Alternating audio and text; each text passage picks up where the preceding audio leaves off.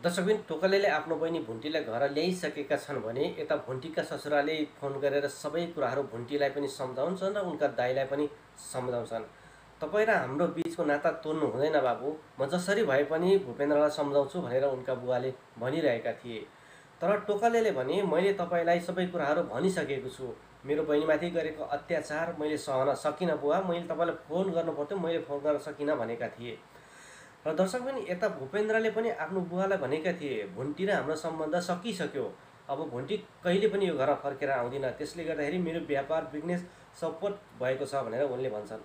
हो दर्शकबिन, यता भूपेन्द्रको बुवाले पनि सम्झाउँदै भनेका थिए त्यो व्यापार बिजनेस तैँले गर्दा होस् र भुन्टीले गर्दा होइन भनेर भनिरहेका थिए।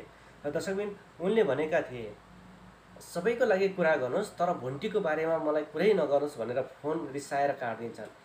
र दर्शकबिन यता भूमिका र उनका आमा बालकुमारीले भने मेरो जेठी बडीले सबै कुरा गर्छिन् भनेर मक्ख परिरहेका थिए, तर जेठी बडीले पनि उनलाई भनिसकेका छन् यो घरको लागि मैले धेरै गरिसकेँ, अब म गर्न सक्दिनँ, मसँग पैसा छैन भन्दै उनले आफ्नो श्रीमानलाई पनि पैसा छैन भनेर भन्नुहोस् है भनेर फोन गरिसकेकी छिन्।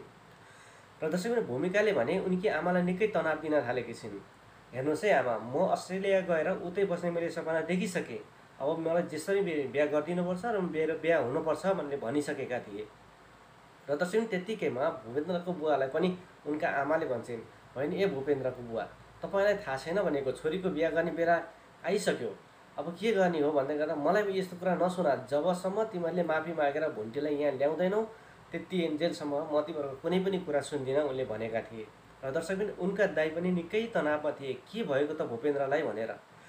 र उनले गाडीमा जाँदै गरेको पनि देख्छन्, उनले मनै सोचिरहेका हुन्छन् के गर्दैछ भूपेन्द्रले भनेर। र दर्शकबिन यतिकैमा यो भाग सकिएको थियो।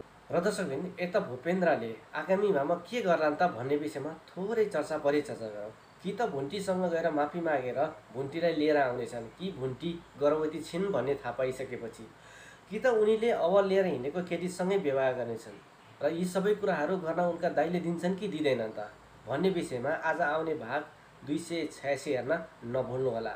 त्यतिन्जेलसम्मको लागि मलाई पनि बिदा दिनुहोस्। हस्त, जय नेपाल।